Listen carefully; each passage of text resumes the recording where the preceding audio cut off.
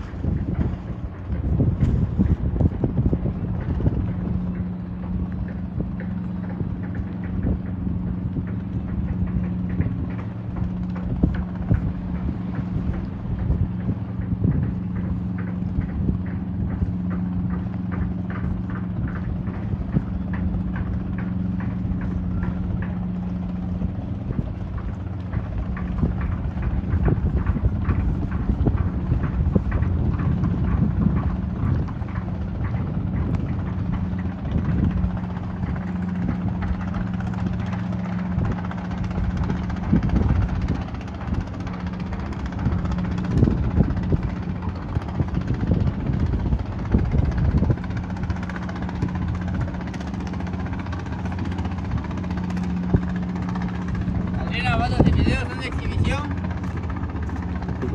Para el video, patrón, regálanos una moneda de la intención. Estrellas, erizos, caracoles. Es el puerto de Veracruz, patrón. Tenemos las especies para que conozcas un poco de los animales que viven ahorita en abajo del mar, patrón. Puedes levantarlos, agarrarlos tú mismo. Esa es una estrella Goliat. Mira. Para que veas, estrella tentáculos de pulpo, patrón. Se regeneran. Si la partes a la mitad, se hacen dos. ¿Quieres agarrarla? Tú, caballero. Estrella Goliat también conocida, la conocen también varios. Estrella Venus. Venus, como el Venus. Caracoles, son conchas de caracol de recuerdo, mira, ya están vacías. Estos son si tú me quieres regalar algo de ti. Son para que nos apoyes con una moneda, a esto me dedico yo. Si saco monedas de recuerdo, tú me regalas una moneda al mar y yo me aviento el clavado por la moneda es un regalo. El video es para subir turismo al puerto, para tener más atracción aquí, para que sigan las costumbres y tradiciones que vivimos, patrón. Si no te gustó, te puedes cambiar por cualquiera. Este es un caracol escorpión.